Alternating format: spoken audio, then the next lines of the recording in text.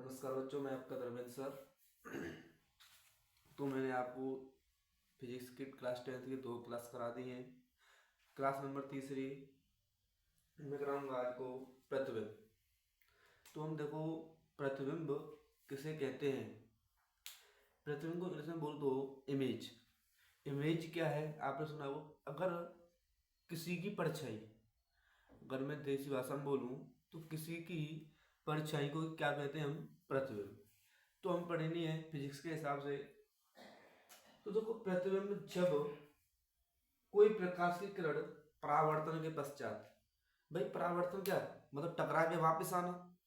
परावर्तन के पश्चात जिस बिंदु पर जाकर मिलती है या मिलती हुई प्रतीत होती है, तो हम उसे उस वस्तु का जो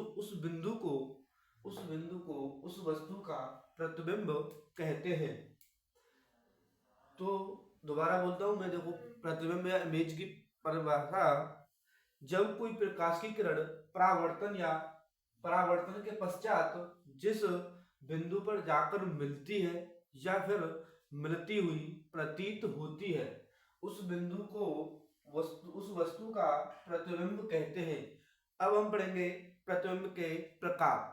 प्रतिबिंब कितने प्रकार के होते हैं? नंबर एक, प्रतिबिंब हमारे 2 प्रकार के होते हैं। नंबर एक है हमारा वास्तविक प्रतिबिंब, जिसको मैं इंग्लिश में बोलूं रियल इमेज। और नंबर दूसरा है हमारा आभासी प्रतिबिंब, जिसे हम बोलते हैं वर्चुअल इमेज। मैं वास्तविक प्रतिबिंब के बारे में पढ़ता हूं। देखो, जब कोई प्रकाश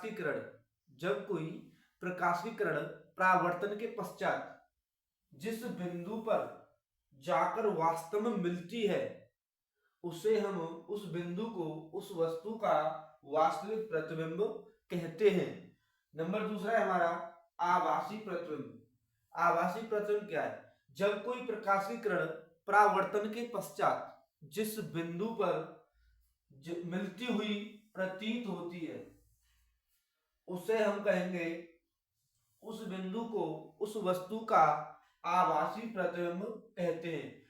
अब मैं बताऊं कि वास्तविक प्रतिबिंब व आभासी प्रतिबिंब में क्या अंतर है। तो देखो, मैंने एक साइड डाल दिया वास्तविक प्रतिबिंब, दूसरी साइड है मेरा आभासी प्रतिबिंब। तो नंबर एक में अंतर बताऊं इसका, जो वास्तविक जो प्रतिबिंब है हम इसे पर्दे पर प्राप्त कर सकते हैं। नंबर अगला है, आभासी बात करूं तो इसे हम पर्दे पर प्राप्त नहीं कर सकते। नंबर दूसरा है हमारा, यह प्रतिबिंब उल्टे बनते हैं। जो वास्तविक प्रतिबिंब होंगे हमेशा उल्टे ही बनेंगे। मैं बात करूंगा खाली ओनली दर्पण में। अभी अगर बात करता हूं मैं आभासी प्रतिबिंब की, ये प्रतिबिंब सदैव आभासी नहीं, काल्पनिक या सीधे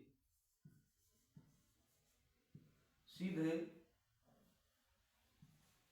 बनते हैं। नंबर तीसरा है, यह दर्पण के सामने बनेंगे। जो वास्तविक प्रतिबिंब होते हैं वो सदैव दर्पण के सामने बनते हैं, और जो आभासी प्रतिबिंब होते हैं वो सदैव दर्पण के पीछे बनते हैं। नंबर अगला है, यह केवल अवतल दर्पण में ही मिलेगा।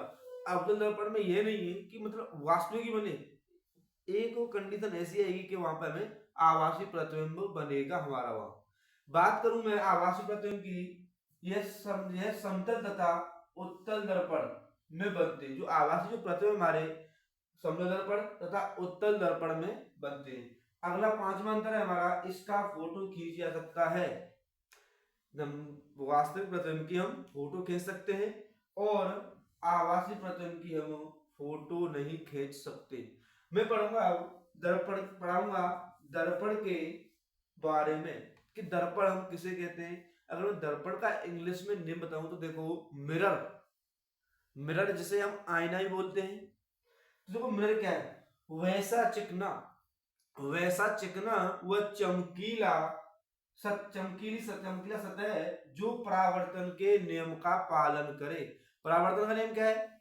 जब कोई प्रकाश की किरण जब कोई प्रकाश की किरण किसी चिकने तल से टकराती है, तो जो किरण आती है उसी माध्यम में वापस लौट जाती है, उसे हम प्रकाश का परावर्तन कहते हैं। परावर्तन का मतलब सीधी सी परिभाषा बोलूं तो प्रकाश का वापस लौटना ही प्रकाश का परावर्तन कहलाता है। तथा जिसका केवल एक भाग अवश्य रंगा हो उसे हम दर्पण कहते हैं। अब देखो दर्पण कितने प्रकार के होते हैं। नंबर एक होता है दर्पण के प्रकार, नंबर एक समतल दर्पण, नंबर दूसरा है हमारा गोलीय दर्पण। अब देखो समतल दर्पण की बात करूं मैं तो कुछ ऐसा होता है हमारा, अगर मैं कांच की एक प्लेट को एक तरफ मैं चांदी की पॉलिश कर दूं या एजीबी या सिल्वर ब्रोमाइड की पॉलिश कर दूं और दूसरी सतह को मैं परावर्तक पृष्ठ बना दूं तो हम उसे कहेंगे हम समतल दर्पण। तो वैसा दर्पण जिसका परावर्तक सतह समतल हो उसे हम क्या कहेंगे, हम समतल दर्पण कहते हैं। अब जो समतल दर्पण के बारे में पढ़ेंगे, ये हमेशा जो समतल दर्पण होता है वो हमेशा आभासी और सीधा प्रतिबिंब बनाता है। जैसे समतल दर्पण देखो आपने देखा घरों में शीशा जो दिखते हैं वो हमारा कैसा होता है, हमारा समतल दर्पण। जो जिमों वगैरह में जो शीशा लगे होते हैं वो कैसे होते हैं, हमारे समतल दर्पण होते हैं भाई। और अगला है मतलब समतल दर्पण की जो फोकस दूरी होगी अनंत होगी। समतल दर्पण की फोकस दूरी अनंत होगी। तो मैं आपके इसी बीच सेशन को मैं यहीं पे विराम देता हूं। तो इससे आगे मैं कल पढ़ाऊंगा। तो मेरी एक लाइन, दो बातें ध्यान पूर्वक सुने। तो मेहनत इतनी करो कि किस्मत भी तुम्हारे साथ देने पर मजबूर हो जाए।